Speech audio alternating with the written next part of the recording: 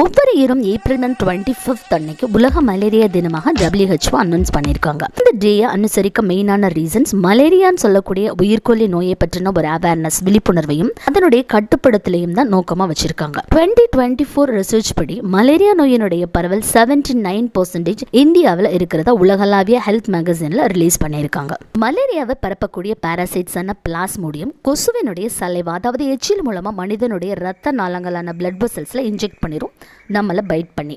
இந்த பாராசைட்ஸ் நம்மளுடைய liver cells, அதாவது லிவர் ஆர்கன்ல இருக்கக்கூடிய செல்லில் அதிகமான அளவு மல்டிப்ளை ஆகும். இதுக்கு அது ஒரு சில நாட்கள் அல்லது மாதங்களை எடுத்துக்கிறோம்.